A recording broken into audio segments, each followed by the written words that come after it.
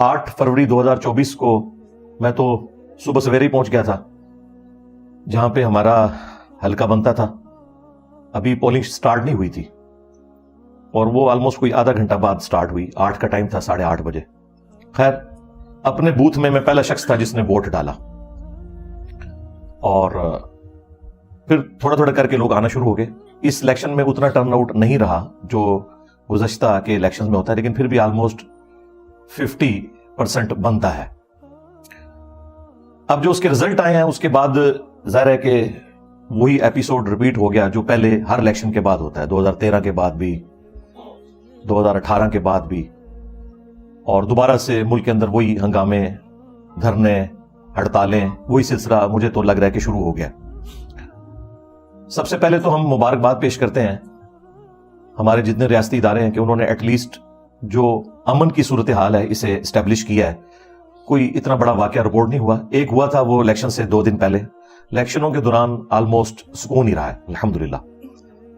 बाकी जहां तक इस बात का ताल्लुक है कि election commission of Pakistan free and fair elections करने में कामयाब हुआ है, तो ये बिल्कुल बात गलत होगी और ये झूठ के ऊपर मबनी होगी अगर हम इस तरह का कोई दावा करें। हमें ये बात कहने में कोई आर नहीं है कि ये पाकिस्तान की तारीख के जो चंद मुतनाज़ा तरीन इलेक्शंस हैं उनमें से ये एक इलेक्शन है। और उन सहाफियों को मैं सलाम पेश करता हूं जो जुर्रत के साथ अपने मौकिफ के ऊपर डटे हुए हैं। जो 2018 में उनका मौकिफ था कि इलेक्शन चोरी किया गया और एक खास शख्स को दूल्हा बनाने के लिए जो इस वक्त जेल में है, ये सारी इंजीनियरिंग की गई।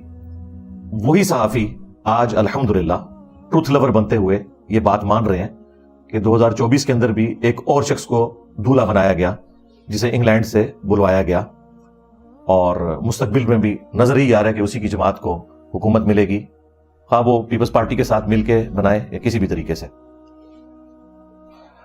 और इसमें मैं top of list Jio TV को, उनकी दिलेरी को सलाम कहता हूं, और पीटीआई वालों से तो मैं रिक्वेस्ट करूंगा कि माफी मांगे जियो टीवी से। इन लोगों ने ARY की खबरें सुन सुन के उस जमाने में जियो के बारे में प्रोपेगेंडा किया कि ये बिका हुआ है। जियो आज भी वहीं खड़ा हुआ है जहां 2018 में था कि इलेक्शन चोरी नहीं होने चाहिए। हालांकि उनके ऊपर कितना प्रेशर है आप उनकी नशरियात देखें, बल्कि अब तो पीटीआई के ऑफिस में भी जियो की नशरियात चल रही हैं और जियो हो रही है हर तरफ। इसका मतलब है कि हमारा मौक़िफ़ उस वक्त दुरुस्त था कि हामिद मीर साहब हों, शाहजेब खानजादा हों, ये लोग उसूलों के ऊपर खड़े होते हैं। गलती लग सकती है, पैगंबर नहीं है वो, लेकिन अपने उसूल पे खड़े रहते हैं। इसी तरीके से मंसूर अली खान साहब बड़ी दिलेरी के साथ बात कर रहे हैं, जिन्होंने मेरा इंटरव्यू भी रिकॉर्ड किया था अकेडमी में आके। उसके अलावा भी एजाज सैयद साहब हैं, इमरान शफकत साहब हैं, बड़े अच्छे तरीके से वो गुफ्तगू कर रहे हैं, मतीउल्लाह जान साहब। यानी ये लोग अपने उन उसूलों के ऊपर खड़े हुए हैं कि 2018 में भी गलत हुआ, 2024 में भी गलत हुआ। हाँ, ये अलग बात है कि 2024 में ज्यादा गलत हो गया, नमक मिर्च कुछ ज्यादा डल गया। लेकिन ये जो तकलीफ आज पीटीआई काट रही है, यही तकलीफ नून लीग ने काटी थी, लेकिन अल्टीमेटली वो असम्बलियों में बैठ गए थे। मेरा ख्याल यह है कि पीटीआई को भी चाहिए कि असम्बलियों में बैठ जाए। हुकूमत में अगर नहीं भी वो आते तब भी उन्हें एक स्ट्रांग ऑपोजिशन का किरदार अदा करना चाहिए ताकि हुकूमत में आए हुए लोगों का किबला दुरुस्त रहे। ऑपोजिशन बराए ऑपोजिशन नहीं होनी चाहिए, तनकीद बराए इस्लाह होनी चाहिए। बाकी ये बात तो भूल जाएं कि हुकूमत उन्होंने देनी है, वो तो हमने आपको पहले दिन ही बताया था 2022 में जब ये सारा रजीम चेंज वाला मामला हो रहा था पीडीएम के जरिए, कि जब वो किसी को निकालते हैं ना फिर दोबारा उसे उस दफा नहीं आने देते, क्योंकि एक नेचुरल चीज है, वो आएगा तो फिर जाहिर है कि एक बदला उतारने वाला एक मामला शुरू हो जाता है। तो इस दफा तो जाहिर है वो नहीं आने देंगे, चाहे जो मर्जी हो जाए। जिस तरीके से 2018 में हुआ उसको उन्होंने समझ लिया 2018 प्लस हो गया ये 2024 के अंदर। इसमें हमारा मौकिफ तो यह है कि इसको अब सोल्यूशन की तरफ लाना पड़ेगा, अदरवाइज मुल्क मजीद अनस्टेबल होगा। मुझे जो अब नजर आ रहा है ना मजीद, वो इंस्टेबिलिटी बढ़ेगी। उसकी वजह यह है कि पीटीआई का दावा यह है, और किसी हद तक वो दुरुस्त भी है, कि ये सब कुछ करने के बावजूद भी उनके पास सीटें इस वक्त बाकी पार्टियों से ज्यादा हैं। लेकिन आइन और कानून के तहत अगर बाकी पार्टियां आपस में मिलकर अपनी तादाद इनसे ज्यादा कर लेती हैं, जो कि यकीनन है, फिर उनका राइट होगा कि वो भी हुकूमत बना सकते हैं। लेकिन जिसकी भी हुकूमत बने, दूसरा उसे एक्सेप्ट करते हुए पार्लियामेंट में आए। खान साहब ने उस वक्त भी पार्लियामेंट से निकल के असम्बलियां तोड़ के गलती की थी, पंजाब असम्बली तोड़ी, और आपको पता है जो कुछ हुआ। उस वक्त जो लोग उन्हें सीनियर सियासतदान समझा रहे थे, उन्हें बात समझ नहीं आई। बाद में खैर उन्हें एहसास हो गया, जिस तरह कई चीजों का उनको एहसास बाद में हुआ। मसलन मैंने फायज ईसा के खिलाफ जो केस बनाया, وہ غلط تھا. بعد میں انہیں احساس ہو گیا. اب فائز عیسیٰ صاحب کے کیس کی ہی وہ فیض آباد دھرنے کی ہی پلی بعد میں پی ٹی آئی کے لوگ لیتے رہے کہ جی یہ ہو رہا ہے, یہ زیادتی نہیں ہونی چاہیے, اسٹیبلشمنٹ کو الگ ہو جانا چاہیے. حالانکہ اس وقت 2017 کے دھرنوں میں اسٹیبلشمنٹ ہی اس وقت کی پولیٹیکل گورنمنٹ کو کمزور کر رہی تھی. وقت کے ساتھ چیزیں سمجھ آ جاتی ہیں.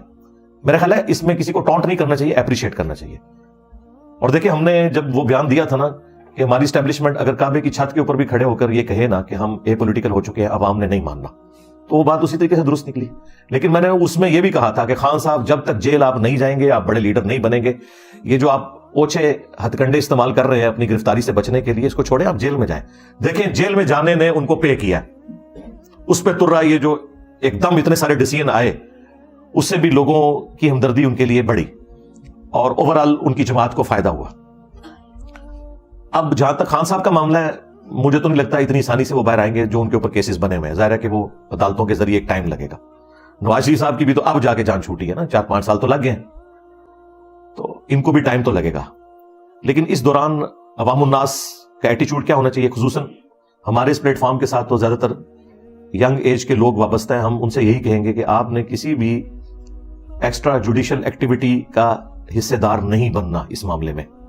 یہ جو لوگ وی لاگز کر کر کے آپ کا لہو گرما رہے ہیں نا, یہ لوگ at the end of the day تو سائڈ پہ ہو جائیں گے, یا شاید یہ لوگ تو افورڈ کر سکتے ہیں, ان کی فیملیز افورڈ کر سکتی ہیں, ان کے پاس اتنا پیسہ ہے.